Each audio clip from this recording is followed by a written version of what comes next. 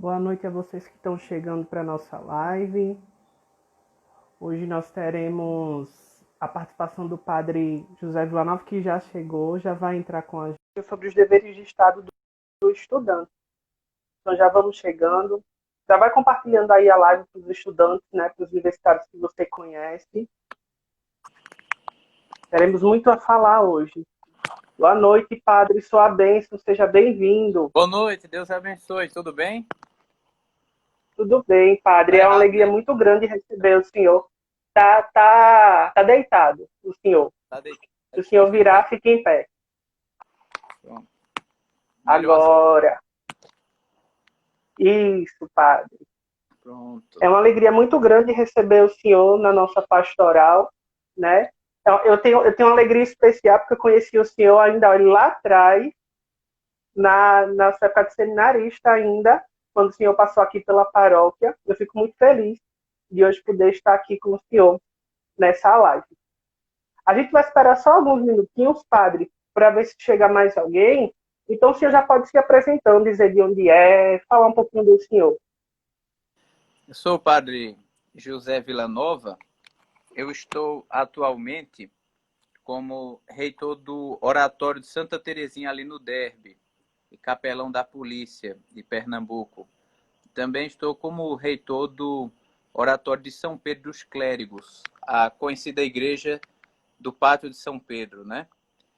E eu fui ordenado padre em 2018, né? Eu tenho pouco tempo de sacerdócio, né? Mas Nosso Senhor Jesus Cristo vai nos ajudando a fazermos a sua vontade e procurando fazer com que nós preparemos o nosso coração para ser semelhante ao coração dele, né? É importante a gente ter sempre essa consciência, né? O padre bom é um padre que torna o seu coração semelhante ao coração do nosso Senhor Jesus Cristo. Então, eu sempre celebro missa lá em Santa Terezinha, lá no Derby. Né? Já passei um tempo sendo vigário da Soledade. Há algum tempo também trabalhei no Alto do Pascoal, no meu diaconato e no início do meu sacerdócio, né? E hoje estou lá em Santa Terezinha do Derby, onde celebro missa todos os dias lá, né? Pronto, me apresentei, né? Em poucas palavras. Que bom, padre. É uma vida bem corrida, né? Quem acha que padre não Um faz nada pouquinho, está bem enganado. Os padres são é um bem pouquinho. ocupados. Pois bem, padre, eu acho que já deu tempo aí do pessoal entrar, né? O senhor pode ficar à vontade. Se o senhor quiser, eu posso rezar, o senhor pode rezar, o senhor pode iniciar. A live hoje é do senhor. Eu estou aqui mesmo, só foi para abrir o Instagram, mas a live é do senhor. Tá certo. Então vamos começar este momento pedindo as luzes do Espírito Santo e a ajuda da Santíssima Mãe de Deus, Nossa Senhora. Vinde, Espírito Santo, enchei os corações dos vossos fiéis e acendei neles o fogo do vosso amor. Enviai, Senhor, o vosso Espírito e tudo será criado, e renovareis a face da terra. Oremos. Ó Deus que instruístes os corações dos vossos fiéis, com a luz do Espírito Santo, fazei que apreciemos retamente todas as coisas segundo o mesmo Espírito, e gozemos sempre de sua consolação, por Cristo nosso Senhor. Amém. Ave Maria, cheia de graça, o Senhor é convosco. Bendita sois vós entre as mulheres, bendito é o fruto do vosso ventre, Jesus. Santa Maria, Mãe de Deus, rogai por nós, pecadores, agora e na hora da nossa morte. Amém. Santa Maria, esperança nossa, sede da sabedoria, rogai por nós. Em nome do Pai, do Filho e do Espírito Santo. Amém. Olha, como é que eu faço para virar assim do lado e eu não ficar... Tem alguma coisa que eu faço? Não, tem que deixar assim mesmo, né? Para o Instagram, ela tem que ficar em pé, senão o senhor vai ficar do lado. Ah, então tá bom. É que eu tô com o negócio escorregando. É a prática. Mas se ficar melhor para o senhor deixar deitado, não tem problema não. Não, mas eu consigo. É porque eu botei o celular para carregar, sabe? Aí o carregador fica aqui. Mas tudo bem, tá tudo certo. Pronto. Agora eu consigo uma estabilidade. Pronto, então, foi-me pedido para que nós refletíssemos um pouco hoje, né, a respeito dos deveres de Estado de um estudante. Nós sabemos que a nossa igreja, na sua doutrina moral, a moral da igreja ela pode, para fins de estudo, ser dividida em algumas categorias, né? E essas categorias Deus abençoe, a pessoa aí entrando pedindo a bênção, né? Então a moral da igreja ela pode ser dividida em algumas categorias. Primeiro, nós temos a moral fundamental, que nos faz conhecer os fundamentos do agir humano diante de Deus. Existem outras linhas, né? Outras possibilidades e outras vertentes de estudo, que são, por exemplo, né, a moral familiar e conjugal, né, que diz especificamente um desenvolvimento maior que também existe sobre a moral no sentido da sexualidade, entra nesse ponto, né? Existe a teologia moral social da igreja, né, que é analisando os aspectos e as repercussões sociais do agir humano e como nós temos a nossa responsabilidade pessoal e coletiva, né? E existe a moral especial. Na moral especial, nós meditamos e refletimos, sobretudo, a respeito daqueles pontos específicos da vida católica, né? Daqueles pontos específicos da vida cristã. Quando você se torna cristão, existem outras obrigações morais, além daquelas obrigações naturais comuns, né? Existem outras obrigações morais que nos advêm, não só pelo próprio exercício da religião, mas também por questão de direito positivo a respeito das legislações religiosas. Então, é a questão da moral especial. Nós vamos meditar, nós vamos refletir um pouco hoje, né, sobre os deveres de Estado do estudante. Então, existe uma permeabilidade em vários campos da moral a respeito dessa temática, né? Quando eu falo dos deveres de Estado no estudante, evidentemente que existe aí algo de repercussão social a respeito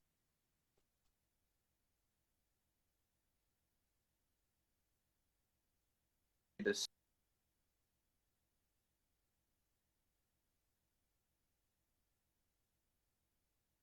Padre? para o católico. Nós, enquanto católicos, nós temos Sim. outras obrigações morais a mais que não são decorrentes de um fardo, mas são decorrentes de uma resposta de amor a Deus, a felicidade de termos a nossa santa religião. Padre, Coisa? travou um pouco o seu vídeo aí, nessa última parte que o senhor falou, a gente não deu para escutar. Mas aproveitando que eu interrompi o senhor, gente, quem tiver perguntas, pode deixar aí nos comentários que eu estou aqui anotando. No final, o padre vai responder, tá certo? Aí, se o senhor puder repetir essa parte final que o senhor falou, porque a gente não conseguiu ouvir. Ah, tá. O final é o seguinte, é porque eu estou no interior, né? Aí, às vezes, aqui a internet não pega muito bem. Aí, o que eu falei no final é que os deveres morais, né? Os deveres de Estado do estudante... Eita, caiu aqui. Os deveres de vários campos de estudo da moral. Eles acabam permeando vários campos de estudo da moral. Evidentemente, a moral fundamental, também a moral social, porque isso não exclui o aspecto da sociabilidade e da relacionalidade coletiva, mas também inclui a moral especial, porque temos certos deveres decorrentes da nossa própria religião, que não são simplesmente aqueles deveres naturais que nos foram manifestos pela razão pura, pela razão natural, né? Pelo exercício da razão natural, mas que também são decorrentes da revelação e das legislações positivas da religião. Então também tem aí questão de moral especial. Quando falamos dos deveres do estudante, precisamos estabelecer, em primeiro lugar, isso aí é Teologia Moral para Seglares, né, nos apresenta bastante clara esta relação que deve existir entre o estudante e a profissão. Quando se fala de os deveres do profissional, muita gente poderia imaginar que quando se fala assim, deveres do profissional, isso não se aplica ao estudante. Isso se aplica unicamente àquelas pessoas que estão exercendo uma profissão. Mas não, se aplicam ao estudante sim. muitos desses deveres se aplicam ao estudante. Porque, em primeiro lugar, embora o estudante não seja propriamente dito um profissional e certos deveres profissionais não se lhe apliquem, o conceito de profissional é um conceito abrangente. É um conceito que a gente poderia chamar de um conceito elástico. E dentro dele cabe o estudante por alguns motivos. Em primeiro, porque ele se prepara para ser um profissional. E aqui nós enxergamos o conceito de ato e potência. Aqueles que sabem alguma coisa de filosofia aristotélica entendem que ato e potência são duas formas do ser, né? Aristóteles nos explicava isso muito claramente, dando o exemplo da semente. Olha, a semente ela já é uma árvore em potência. Por isso, certas atribuições que são próprias da árvore, elas já se aplicam à semente. Especialmente as atribuições ontológicas, mas também atribuições deontológicas, ou seja, não apenas aquilo que se refere ao ser mesmo, mas aquilo que se refere ao dever desse ser, né? Ao dever desse ente, aliás.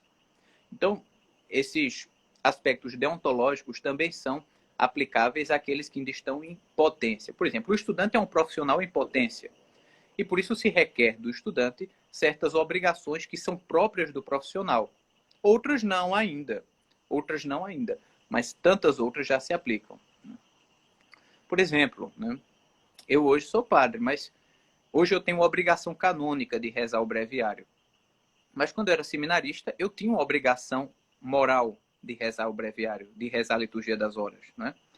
Eu fiz um juramento diante de Deus no dia da minha ordenação de rezar a liturgia das horas. Então, eu tenho uma obrigação moral diante de Deus de rezar, né? Mas eu tenho uma obrigação canônica também. Quando eu era seminarista, eu ainda não tinha obrigação canônica, mas eu tinha já a obrigação moral no sentido de buscar desenvolver a virtude, já que eu me preparava para ser um sacerdote. Então, eu, enquanto seminarista, deveria me ver como um sacerdote em potência, não ainda em ato, mas em potência, e por isso deveria desenvolver em mim previamente as virtudes que seriam próprias depois. E outra porque a vida profissional se desenvolve dentro de um ambiente. E a vida profissional, ela requer certos deveres, ela requer certa moralidade, também por causa do ambiente em que se desenvolve. Esta relacionalidade que decorre diretamente da vida profissional, ela se aplica também à vida estudantil. Nós estamos num ambiente em que as nossas ações têm repercussão nos outros, né? Em que as nossas ações elas podem ser ou um testemunho de apostolado ou um contra-testemunho. Então, o próprio ambiente em que estamos já nos obriga, em primeiro lugar, em segundo lugar, né? Em segundo lugar, esse ambiente já nos obriga a vivermos uma moral no sentido de uma moral profissional. Então, daí também é importante que nós percebamos que daria para nós vermos aqui 3 pontos de reflexão, né, como grandes deveres. O primeiro ponto é a respeito da vocação. A vocação enquanto primeira exigência da futura profissão. É fundamental que a gente possa distinguir depois o que é vocação no sentido teológico e o que é vocação no sentido psicológico. São coisas diferentes, tá? Por exemplo, os psicólogos, quando fazem aquele exame vocacional, né? Teologicamente, a gente deveria chamar isso de exame de aptidão, né? Exame de aptidões, né? Exame de faculdades, né? Exame de inclinações profissionais. Porque vocação, no sentido teológico, é algo muito sério. E nós poderíamos compreender como um chamado de Deus para conseguir a vida eterna através de uma missão temporal determinada. É mais ou menos isso que se pode definir como vocação, né? Um chamado de Deus, para começar, pronto, é Deus que chama, para nós conseguirmos a vida eterna. O sentido de toda vocação é o céu. Qualquer vocação que exclua, que esqueça, que coloque secundariamente o céu, que coloque secundariamente a vida eterna, não é vocação, né? Ou então se está vivendo a vocação de maneira totalmente infiel. Então, é um chamado de Deus para conseguirmos a vida eterna através de uma missão temporal determinada. Então, determinando-se essa missão temporal, ela é o meio de eu chegar no céu. Nesse sentido, nós falamos vocação sacerdotal, vocação matrimonial, e podemos também falar de uma vocação profissional. Não que a profissão em si ela seja uma vocação no sentido teológico. Não, a profissão em si não é. Tá? A profissão em si, ela é um saber técnico sendo executado. Ok. Se formos olhar as coisas com os critérios bem objetivos, é isso. Mas quando eu passo a enxergar essa profissão como Deus querendo que por meio desta atividade, por meio desta missão temporal, deste exercício do meu trabalho, deste exercício das minhas atividades, por um período determinado neste mundo, eu consiga a vida eterna. Aí a gente entende a transcendência desses pequenos atos humanos, simples, desses atos que muitas pessoas poderiam até considerar incapazes de chegar até Deus. Em si, eles são. Em si, eles são incapazes de chegar até Deus. Mas quando nós contemplamos e percebemos a vida cristã, ela dá um sentido diferente a isso. E é aí onde entra a questão da vocação. Psicologicamente é aquela inclinação natural, faculdades, gostos, né? Mas teologicamente é um chamado de Deus para que por meio desse exercício eu chegue no céu. E esse chamado de Deus, ele se manifesta também nas inclinações naturais. Como é que eu vou saber o que Deus quer que eu faça para chegar no céu? Como Deus quer que eu viva para eu chegar no céu? Eu preciso entender as minhas inclinações naturais como obra de Deus na minha vida.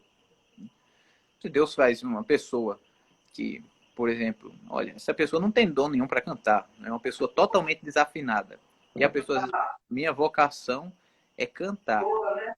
Minha vocação é levar as pessoas para o céu por meio do meu canto, né? E a pessoa dá ali uma nota, a gente chama de Z menor, aquela nota terrível, né? Que dói nos ouvidos. Ele não tem vocação para isso. Você encontre outra coisa, porque você não tem as inclinações naturais, as aptidões para tal. Por exemplo, no próprio sacerdócio, a gente diz o seguinte, olha, que para uma pessoa ter vocação sacerdotal, essa pessoa precisa ter vocação canônica. A vocação canônica corresponder aos critérios da legislação da igreja. Portanto, aqueles critérios positivos que a igreja determinou, mas também certos critérios naturais, né? Certas aptidões, certas inclinações naturais, porque isso não é desmerecer a graça de Deus, mas a graça pressupõe a natureza. A graça de Deus, ela não vai agir no sentido de negação da natureza, mas a natureza ela é o substrato onde a graça de Deus acontece. Quer um exemplo bem claro disso? Um exemplo bem claro é, a graça de Deus não age num cachorro. Pronto, não existe cachorro em estado de graça. Por quê? Porque ele não tem natureza para ter a graça de Deus. Então, a graça de Deus... Agora, vamos levar para os aspectos específicos, né? Então, a graça de Deus precisa de um substrato natural, e em cima desse substrato natural, ela se edifica. Assim também, a sua vocação, né? A sua vocação profissional, ela precisa de um substrato natural de aptidão, de habilidade, de gosto. Você tem que ter gosto com a sua profissão, você tem que ter uma inclinação natural para esse tipo de conhecimento, né? Você tem que ter uma facilidade com esse tipo de trabalho, não é? Uma coisa que seja um fluir natural das coisas, e a partir daí a graça de Deus trabalha. É óbvio que alguns têm mais inclinação natural do que outros. Isso aí é questões da natureza, são questões da natureza, mas a edificação da graça ela acontece sobre a natureza. Então, primeiro ponto que a gente precisa é conhecer a vocação. O segundo ponto que nós precisamos é estudar, né? As nossas inclinações e as nossas aptidões, né, elas precisam ser complementadas com estudo para orientar bem a nossa vida. São Tomás de Aquino dizia que para um apóstolo moderno, uma hora de estudo é uma hora de oração. Para você que desempenha um apostolado nos dias de hoje, para você que é católico no meio onde você está e busca viver a mensagem do Evangelho, a santidade na vida cotidiana, olha, 1 hora de estudo que você faça com esse sentido de apostolado é 1 hora de oração. Por quê? Quando você estuda, não precisa ser necessariamente estudo sobre a doutrina da igreja. Tem gente que pensa que só agrada a Deus se estiver estudando o catecismo. Essa pessoa está redondamente enganada. Precisa estudar o catecismo, sim. Precisa estudar o catecismo sempre. Mas quando você estuda os aspectos específicos da sua profissão, você se prepara para ser um profissional exemplar. Você está dando um exemplo na comunidade humana. Você está dando um exemplo na sociedade. E este exemplo é belo, portanto, ele é atrativo. Santo Tomás, ele dizia que a beleza é um bem, por isso, se não fosse, ela não seria verdadeira. E por outro lado também, o bem é belo, caso contrário, ele não seria apetecível. Então, quando nós fazemos algo de bom, isso que seja, por exemplo, a pessoa se aprofundar nos seus estudos profissionais, né? Quando você faz algo de bom, você torna-se atrativo pela beleza dos seus atos. O agir moral humano é um agir belo, e a beleza atrai. Então você se torna um instrumento de conduzir as pessoas a Deus. Pelo contrário, se você é um católico que não estuda, que não se esforça por ser um bom estudante, que não é diligente no seu trabalho, você vai repelir as pessoas. As pessoas vão olhar e vão dizer, que qualidade de cristão ele é, que qualidade de católico essa pessoa é. Por quê? Porque o seu agir moral, ele está sendo repulsivo, ele não é belo. E por ele não ser belo, ele denota que dentro de nós não existe a verdade e não existe a bondade. Essas 3 atribuições divinas. Deus é a verdade, Deus é o belo e Deus é o sumo bem. Essas 3 atribuições divinas, elas existem como que interligadas profundamente. E quando falta uma delas, é como se já fosse desmoronando todo o edifício do nosso agir humano. Porque o nosso agir humano tem que ser a semelhança de Deus. Portanto, nós devemos agir de modo veraz, nós devemos agir de modo belo e de modo verdadeiro. Então, olha, o estudo ele é fundamental para isso. E ele também precisa dar um sentido cristão. Né? Você precisa dar um sentido cristão a esta inclinação a qual você vê a voz de Deus. O estudo ele é importante para isso. Porque quando você estuda, você está alimentando algo que Deus lhe deu. Você está correspondendo à inclinação que Deus lhe deu. Quem não estuda, por exemplo, não está dando um sentido cristão a esta inclinação natural que Deus colocou na sua vida. A partir dessa vocação, coincida essa vocação. Essa foi a primeira parte, né? Coincida a vocação, é necessário segui-la. Como é que nós seguimos? Primeiro ponto, aceitando o chamado de Deus. Preparando-se para os afazeres futuros, né? A gente aceita o chamado de Deus dessa maneira. Ah, não, eu aceito o chamado de Deus. Tá bom, eu aceitei. Deus me deu as inclinações, aceitei, pronto. Cruzei os braços. Não aceitou. Um verdadeiro aceitar não é um aceitar passivo, mas é um aceitar proativo. Eu preparo-me para fazer os meus afazeres futuros, né, que Deus me incumbiu por meio dessas inclinações naturais. É uma grande responsabilidade. Em primeiro lugar, uma responsabilidade diante de Deus. Não podemos desperdiçar os talentos que Ele nos deu. Não podemos desperdiçar. Nós bem conhecemos a parábola dos talentos, né? Que o Senhor foi viajar e deu aos seus servos talentos diferentes. Os 2 que receberam mais devolveram ao seu senhor o dobro. E aquele que recebeu menos acabou enterrando e recebeu o nome de servo mau e preguiçoso.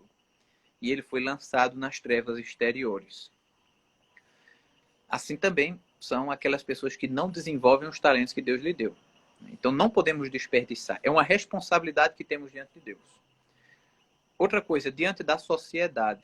A sociedade espera muito de nós. Deus constituiu o ser humano dentro de uma vida social.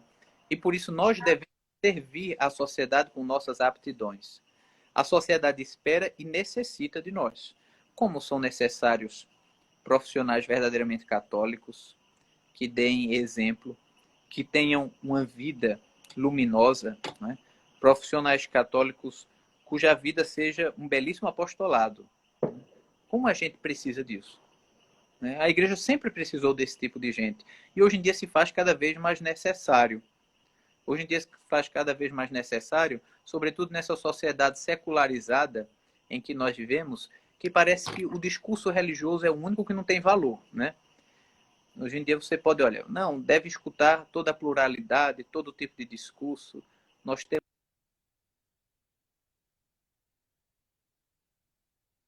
religioso, não tem valor. E como é que a gente combate isso? Né? A gente não precisa combater isso de maneira beligerante.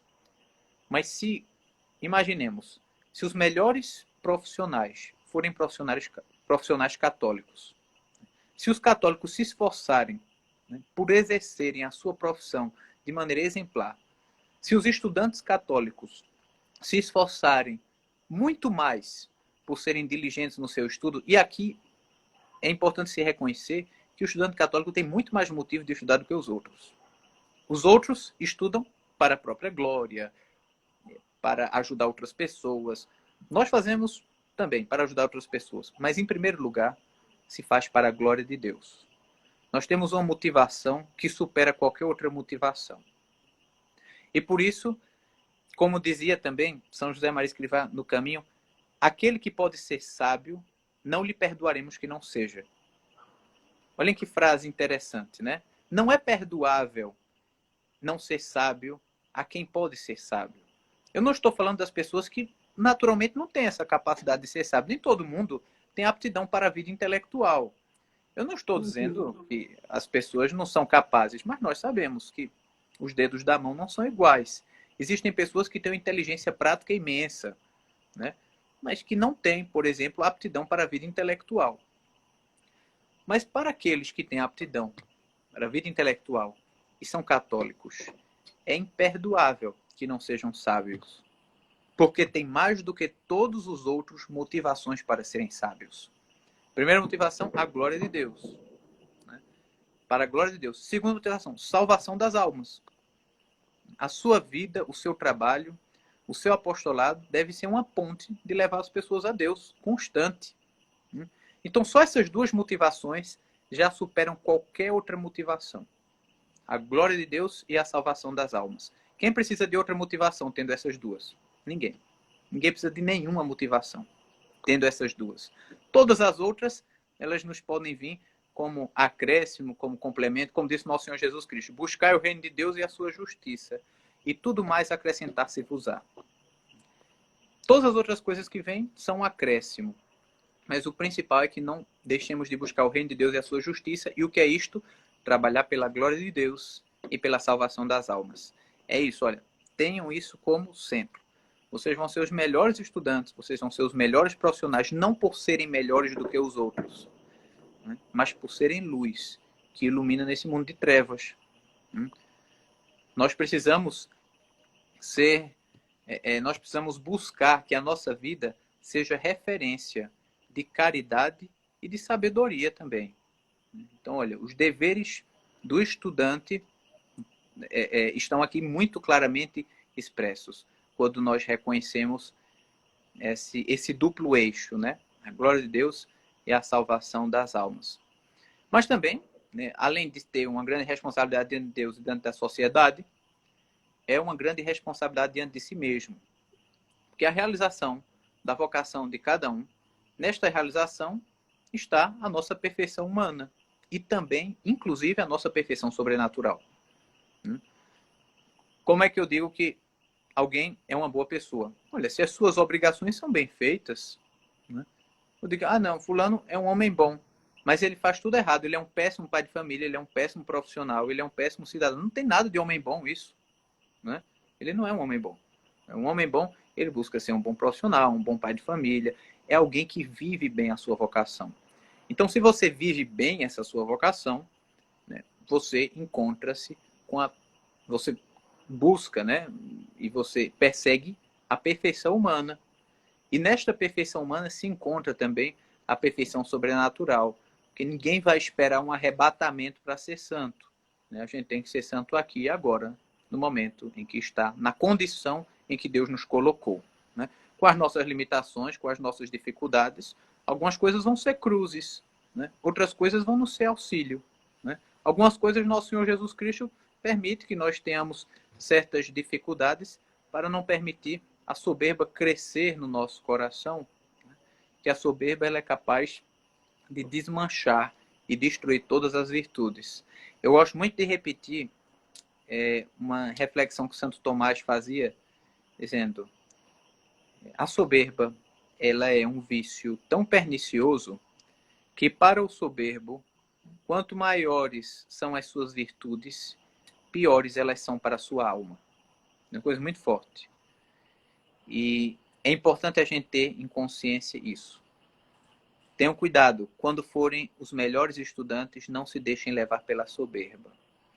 Porque quanto maior for a virtude que o soberbo tem, mais perniciosa ela é para a sua alma. Porque ao invés de se prestar para a glória de Deus, esta virtude acaba se prestando para a glória humana, portanto, para a vanglória. Então ela só serve para intoxicar mais ainda a alma.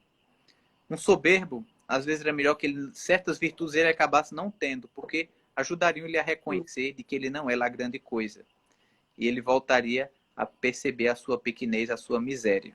Então, olha, atenção com relação a isso. Tudo isso que nós dizemos, que jamais tenha espaço à soberba, né? Porque tudo de bom que nós fazemos, não teríamos feito se não fosse a graça de Deus. E tudo de mal que nós fazemos é por causa única e exclusivamente da nossa rebeldia, né? Da nossa infidelidade para com Deus. Então ninguém tem motivo de se ensoberbecer. Se eu estou sendo mais eficiente do que os outros, obrigado, Senhor, por me ter dado, né, a graça de fazer bem o meu trabalho, que os outros possam também ser tão bons ou até melhores do que eu. Pronto, esse é um sentimento cristão muito digno, um sentimento cristão muito justo. E você vai se esforçar para ser o melhor possível, né? Não em comparação melhor do que os outros, mas o melhor possível diante de Deus. Exatamente por ter aquelas duas motivações, né? A glória de Deus e a salvação das almas. Então, em primeiro lugar, a vocação. Segundo, a ciência. A ciência ou conhecimento, né? O estudante necessita dela. Ele necessita dela, em primeiro lugar, em virtude da sua futura missão. Amanhã serás o que fazes hoje. No seminário a gente escuta muito, né? Seminarista de hoje para de amanhã. Isso é uma frase verdadeira. O que nós fazemos hoje, o que nós fazemos hoje é o que nós seremos amanhã. Quando nós nos preparamos para alguma missão, o grau de perfeição nessa preparação define o grau de perfeição na execução dessa missão. Então, olha, se você busca bem o conhecimento, se aprofundar nos seus estudos, amanhã você certamente será um bom profissional. Isso é naturalmente compreensível. Ninguém precisa da revelação para entender isso, né? Deus já nos deu capacidade natural de compreender isso. Outra coisa é porque a ignorância ela pode ser um pecado. Muitas vezes a gente fala que a ignorância desculpa tudo, mas nem sempre é assim. A doutrina moral da igreja nos fala que existe uma ignorância chamada ignorância viciosa. E o que é essa ignorância viciosa? É a ignorância de certas coisas que são de conhecimento obrigatório. Eu vou dar um exemplo bem claro. Um católico que comete pecado mortal, né? Uma coisa... Não, mas eu não sabia que era pecado. Sim, mas as coisas não são desse jeito. Você tem a obrigação de conhecer a lei de Deus. É claro que tem certos aspectos, certas minúcias, certas peculiaridades da doutrina, que quando uma pessoa não compreende, a sua culpa é mitigada, né? Ou em certos casos até a pessoa nem tem culpa. Mas um exemplo bem claro, um padre que vai ouvir confissão, né? E não sabe distinguir certos pecados. Mas, não, o padre deu um conselho errado, mas ele não sabia. E ele pecou por isso. Ele tinha a obrigação de saber. Então, tem certas coisas que são de conhecimento obrigatório. Assim também na profissão, tem certas coisas que são de conhecimento obrigatório. Não se desculpa um profissional mal preparado. Um profissional ignorante é um profissional que foi desleixado na sua preparação. Por isso, a sua ignorância, ela, ao invés de ser uma desculpa para o seu erro, ela é um agravante para o seu erro. Né? Ele errou não foi nem por uma falta momentânea de eficiência. Ele errou porque ele não sabia o que ele tinha a obrigação de saber. Olhem que coisa séria. Então, o que vocês estudam hoje, muitas coisas, é para que vocês não sejam culpados por erros futuros. Erros dos quais vocês irão responder aos homens e também sobre os quais vocês irão responder a Deus. Então, olha, importantíssimo. Certas coisas são de conhecimento obrigatório.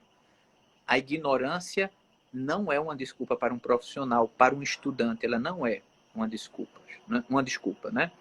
É tanto que está muito claro até no sistema avaliativo dos estudantes. Se você ignora, você é reprovado. Se você ignora, você não passa. Então, o método avaliativo dos estudantes deixa bem claro isso. Há certas coisas que são de conhecimento obrigatório. Se você não sabe, não é desculpa, mas é culpa. Né? Então, cuidado aí. Outra, o pecado pode trazer, o erro pode trazer certas consequências fatais. O erro pode trazer certas consequências irreversíveis. Você pode acabar prejudicando algumas pessoas por causa de ignorância. Um juiz que tenha pouca inteligência para distinguir os casos, por exemplo, né, que ele vai julgar.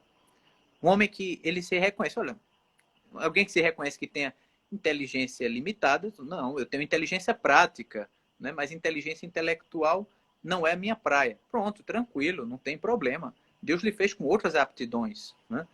Mas é importante a gente entender que a ignorância, a falta de perspicácia, de inteligência para aqueles que abraçam a vida intelectual, ela pode trazer consequências muito negativas para a vida do outro.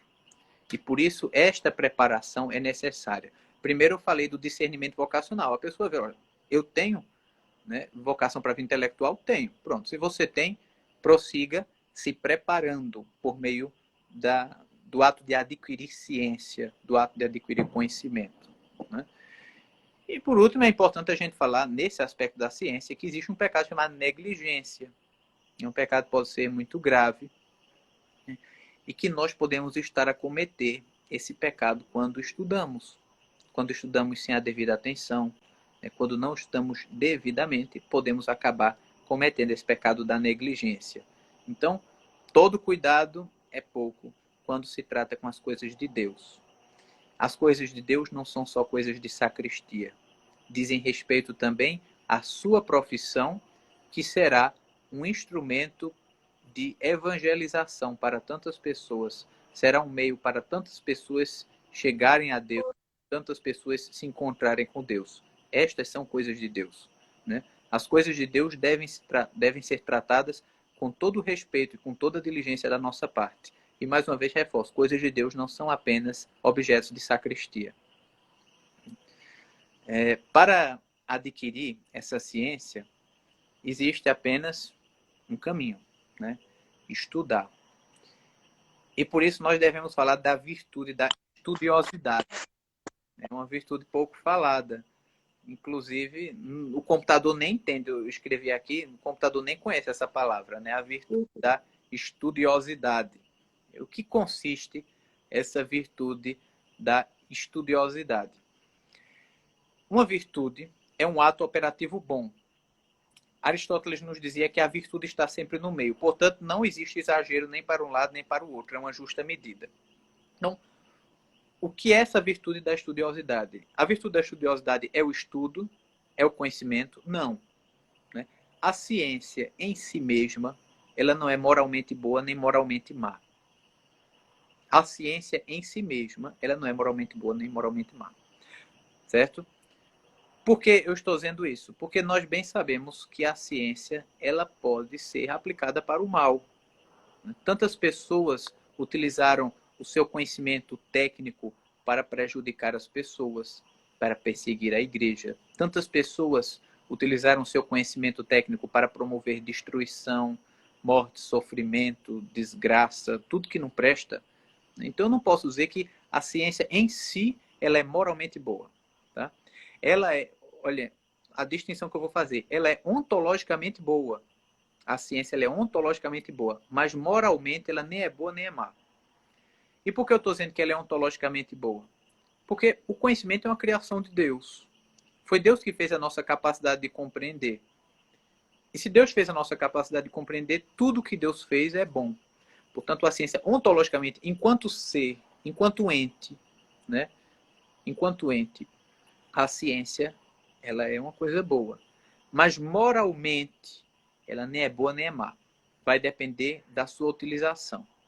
Então, adquirir a ciência, adquirir o conhecimento, é um ato humano. Aí sim, sobre o qual recai essa virtude.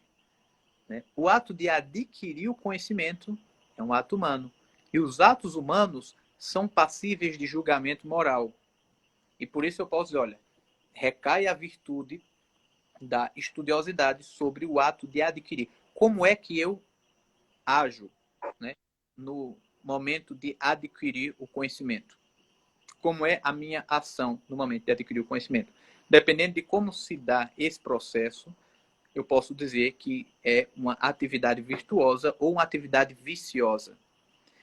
E esse ato de adquirir o conhecimento pode ser natural ou sobrenatural, segundo a sua motivação. Isso aí dispensa grandes comentários.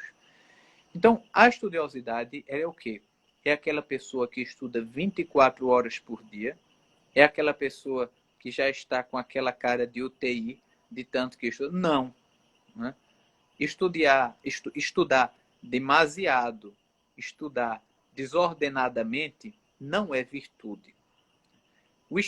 O nosso espírito, ele tem uma sede por saber. Isso é uma coisa evidente. Todo ser humano tem no seu espírito uma sede por saber, por buscar a verdade.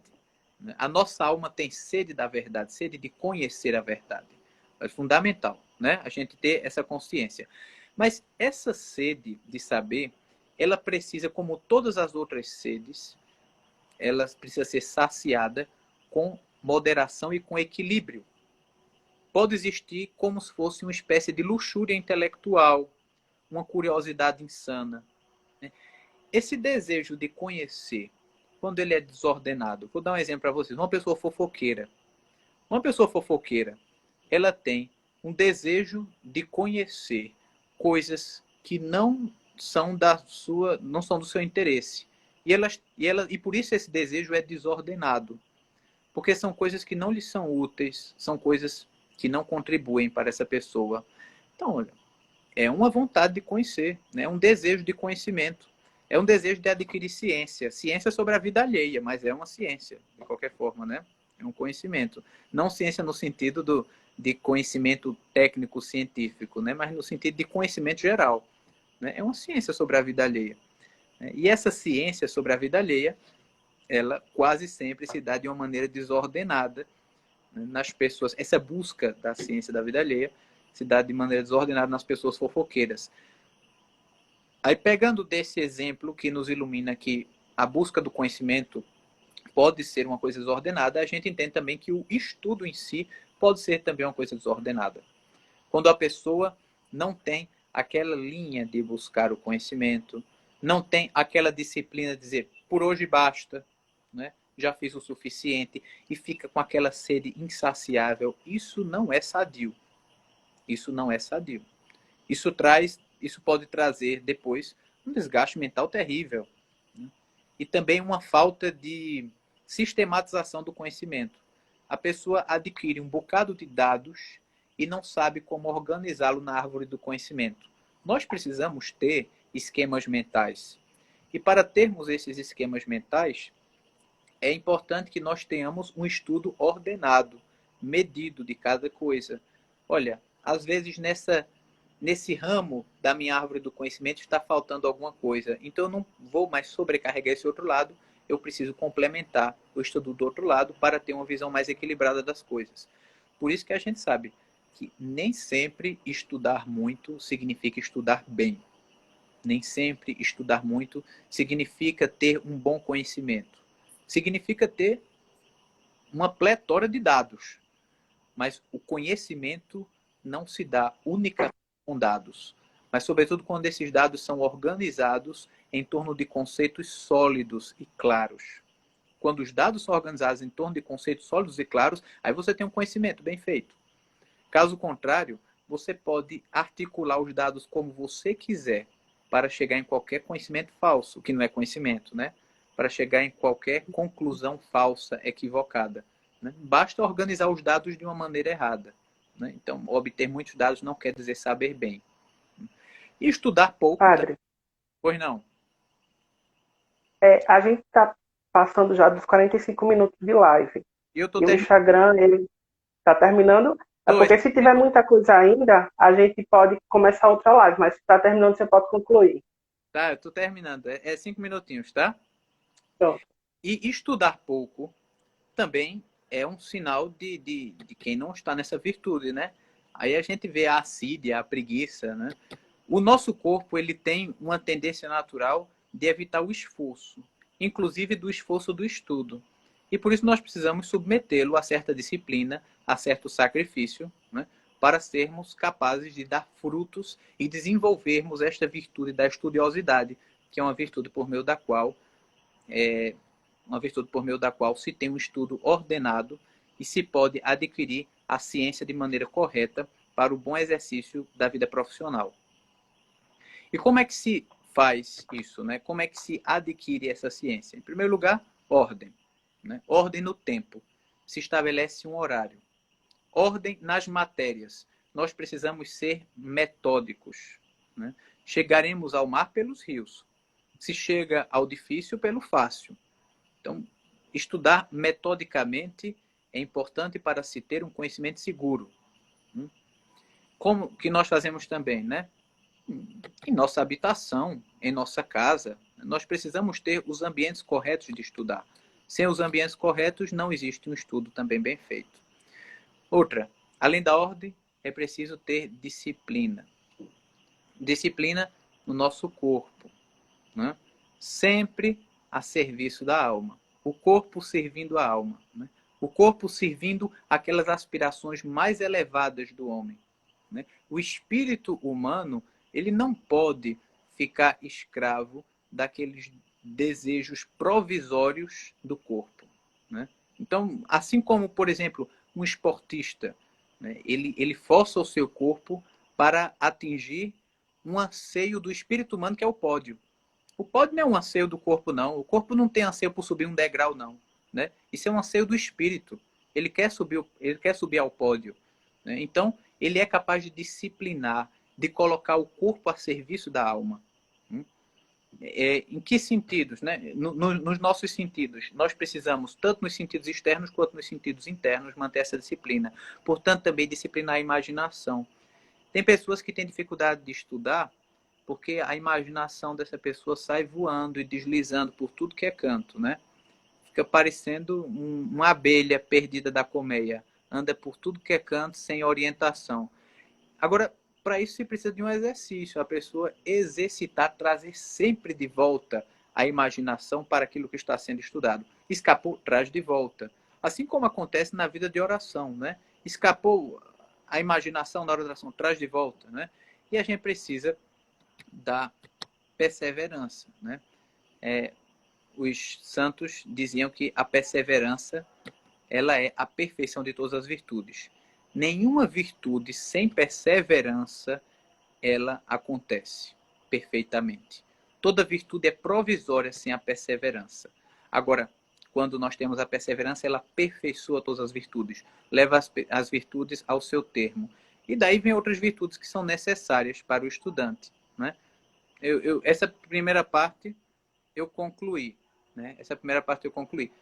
Talvez nós pudéssemos depois falar sobre certas virtudes na vida do estudante, como a virtude da pureza, da humildade, da docilidade, e sobre a importância da oração na vida do estudante, né? Que são coisas muito importantes.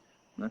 Mas essa primeira parte sobre os aspectos diretos dos deveres do estudante, né, em relação ao seu exercício profissional, acho que deu para a gente fazer um resumo, né, baseado em Royo Marim. Isso aí foi tudo baseado em Royo Marim.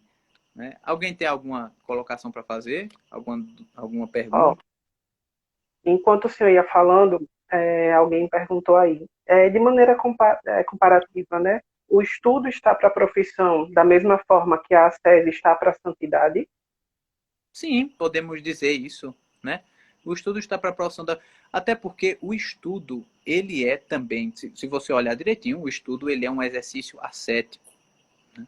O nosso corpo, ele pede para que nós renunciemos a esse esforço, né? Não precisa se esforçar. E o estudo requer esse esforço. Então, do mesmo modo que a ascese leva à vida da santidade, o estudo, sendo também com sentido sobrenatural, ele é um exercício ascético. E o exercício correto da profissão é um exercício de santidade. Não existe aí apenas uma comparação e uma proporcionalidade, quase como se fosse uma regra de equação, né? Não apenas isso, mas existe uma profunda identificação. Não apenas o estudo está para a ascese, assim como a profissão está para a santidade, como o estudo é uma verdadeira ascese e a profissão ela é para ser vivida dentro da santidade. A santidade ela engloba a vida profissional, sim, né? E ela não exclui isso de maneira alguma. Você é santo em tudo, menos na sua vida profissional. Você não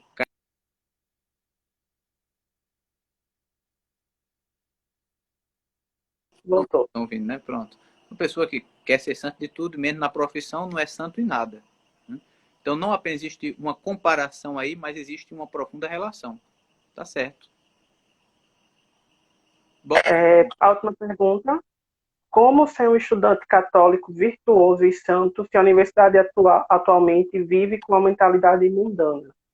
olha, nunca nós precisamos ter o mundo a nosso favor para sermos cristãos. Por sinal, um sinal de que nós somos cristãos é que o mundo está contra nós.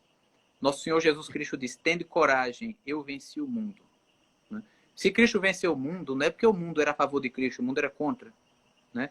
Ele disse: o mundo vos odiará. Então não existe novidade nenhuma aí. Né? O ser cristão é ser cristão num ambiente hostil, sempre. Nós sempre encontraremos ambiente hostil para a nossa fé. Quer que nós vivamos a nossa fé não em ambientes favoráveis. Deus quer que nós vivamos a nossa fé nesses ambientes hostis mesmo. É aí que nós daremos a nossa prova de amor a Deus, buscando aquela perfeição que eu falei. Olha, essa perfeição, esforço de levar uma vida cristã, que em si ele é belo, ele é atrativo. Aqueles homens de boa vontade, mas que estão longe da religião, eles vão ser capazes de enxergar, ver uma beleza naquela sua ação e se sentir atraídos para a fé. Né? Agora, as pessoas que não têm boa vontade, as pessoas que estão dispostas a ser más mesmo, elas vão lhe perseguir. E o que é que vocês vão fazer? Obrigado, Senhor. Bem-aventurados sois vós, quando fordes perseguidos, caluniados e me disserem todo tipo de mal contra vós por causa de mim. Alegrai-vos e exultai, porque será grande a vossa recompensa no céu. Então, o que é que vocês vão ser? Sinal de contradição, divisores de águas. Aqueles que estão separados de Deus, porque ainda não chegou a eles a evangelização, mas eles têm boa vontade, eles serão atraídos pelo seu exemplo e serão conduzidos a Deus. Aqueles que estão afastados de Deus, por serem homens maus, decididamente distantes de Deus, pessoas que não querem buscar a verdade, mas pelo contrário querem fugir da verdade, se eles não se converterem, eles vão passar a perseguir. E eles perseguindo estão sendo um instrumento importante para a santificação de vocês. Então, sem desespero, né? Sem esperar que o mundo mude para que nós possamos ser cristãos. Não, ninguém vai precisar que o mundo mude para nós sermos cristãos. Deus nos colocou para sermos cristãos neste tempo, nesta geração. Nosso Senhor Jesus Cristo disse, né? Esta geração perversa e má. Não é diferente da geração de hoje. A da época de Jesus foi perversa e má. A de hoje vai também ser, né? A universidade não vai ser fácil, né? Mas é aí que você vai conseguir méritos. É aí que você vai conseguir juntar tesouros no seu galardão celestial. Então, não precisa que a universidade seja propícia a ser cristão. Ser cristão, como dizia São Paulo, né, prega o evangelho oportuna e inoportunamente. Vão achar vocês inoportunos em alguns momentos. Não tem problema. Busquem agir corretamente, sem precisar de espírito beligerante, não é? Buscando, olha, a perfeição, aquele viver belo da vida do cristão, né? Olha, a vida dos cristãos, quando a gente olha a vida de um cristão verdadeiro, a vida do santo, ela em si é atrativa. Quem aqui já fez experiência, certamente, de ler a vida dos santos, percebe isso. Você lê, você vai se apaixonando pela alma daquele santo, né? Então, se vocês buscarem levar uma vida de santidade, várias pessoas vão se apaixonar por Deus por meio da alma de vocês, por meio da atitude de vocês, por meio do proceder de vocês. É nesse sentido que a gente tem que pensar. Mais alguma coisa? Amém. Padre, não, só tinham essas duas perguntas. Só faltam 4 minutos para o Instagram derrubar a gente, né, por conta do tempo. Eu vou pedir a bênção do Senhor, mas você que nos acompanhou hoje, você pode seguir o nosso Instagram. Eu tenho certeza que o Lucas vai entrar em contato com o Senhor para marcar mais algumas lives para a gente continuar esse assunto. Então, vocês sigam aí o nosso Instagram, e dentro de alguns dias a gente tem algumas novidades por aí, com certeza, porque a gente vai querer saber um pouco mais. A live ficará salva aqui no Instagram e daqui a alguns dias também estará no nosso canal no YouTube. Padre, muito obrigado por hoje. Com certeza o Senhor vai voltar. E vou pedir a sua bênção, né, para nós, estudantes. Pronto, o Senhor esteja convosco. Ele está no meio de nós. Abençoe-vos Deus Todo-Poderoso, Pai e Filho e Espírito Santo. Amém. Amém. Esperança nossa, sede da sabedoria, rogai por nós. Uma boa noite a todos, tenham bons estudos, né, e que Deus os faça todos santos, pela intercessão de Nossa Senhora. Amém. Amém. Até uma próxima vez, Padre. Até, se Deus E a gente, para todos vocês, uma boa noite. E a gente volta a se encontrar por aqui. Sigam o nosso Instagram, tá certo? @católicosufpr. Fiquem com Deus. Até a próxima.